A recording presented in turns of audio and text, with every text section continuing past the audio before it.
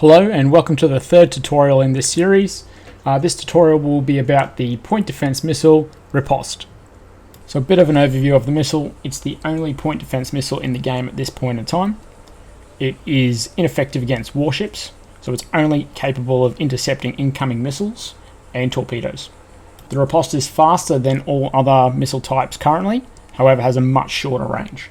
All other missiles currently move at 200 meters per second, with a range of 1400 meters. What this means is upon launch, the riposte will be able to move quickly to intercept. However, with a much shorter range, we'll rely on the spotting from scout craft and long-range radar.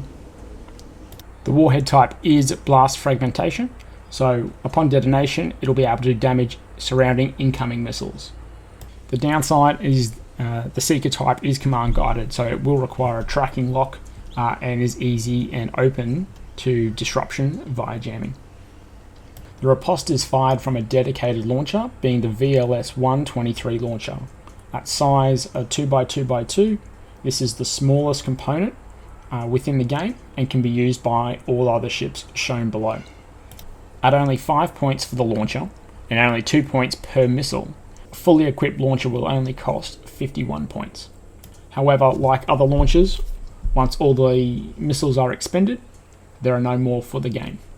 We can control how many missiles are fired by selecting a ship in game and going down to the dashboard at the bottom and selecting a PDMSL to open a small pop-up which will display fire mode, fire policy, salvo size and last salvo.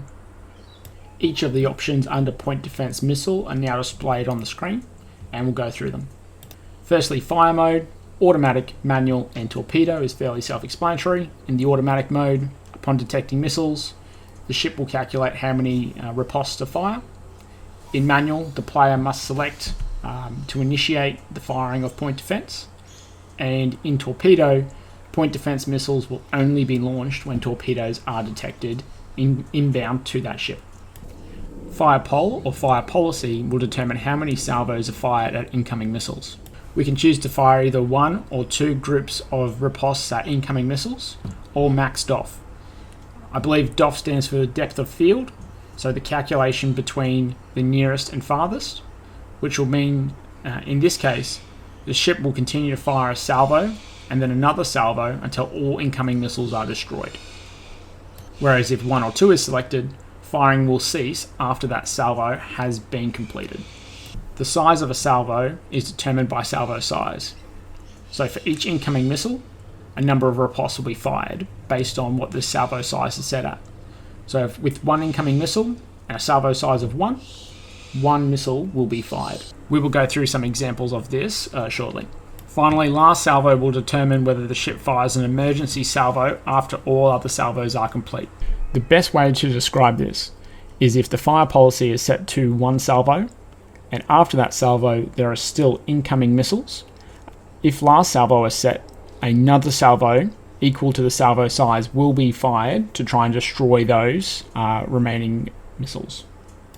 So how do we determine how many missiles are fired? Let's go through some examples. The number of point defence missiles fired is equal to the incoming missiles multiplied by the fire policy set multiplied by the salvo size.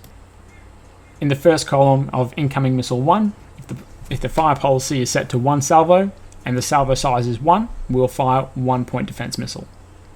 If there are 5 missiles incoming with the same fire policy and salvo size, we'll fire one salvo of 5 point defence missiles.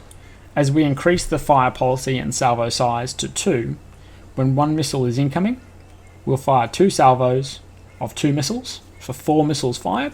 If we maintain the fire policy and salvo size at 2, and there are 5 missiles incoming, we'll fire 2 salvos, and with the salvo size of 2, that'll be 10 missiles per salvo for a total of 20.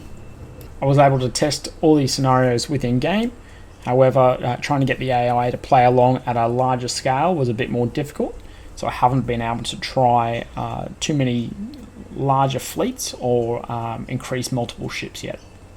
One thing the last example shows is that the enemy can quickly deplete your point defence missiles if your settings are too high or unfavourable to meet the threat being sent against you. So the enemy, in this case, expended 5 missiles and had you expend 20.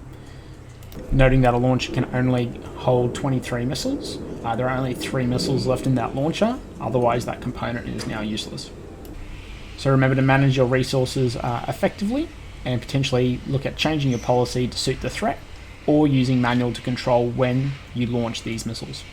So a few final thoughts. Use the riposte in conjunction with point defense turrets so that you have a layered defense. Use the blast fragmentation warhead to take out multiple missiles early, then let your point defense turrets clean up at the end.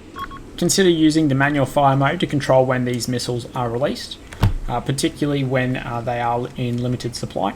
Riposte can be put on all ship types, however consider if they should be.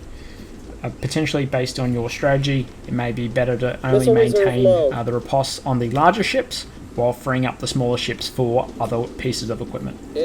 On larger ships, they will need to roll in order to bring point defense turrets to bear, so consider using the riposte and the launcher as a more maneuverable or flexible point defense system under manual control that you can direct where they need to go and when. The missiles will be ejected from the launcher and then turn to face the incoming missiles.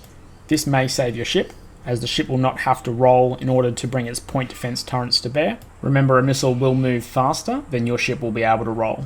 That's it for this episode. I spent a few hours testing this today, so if you have any other observations or points on this, please throw them down below.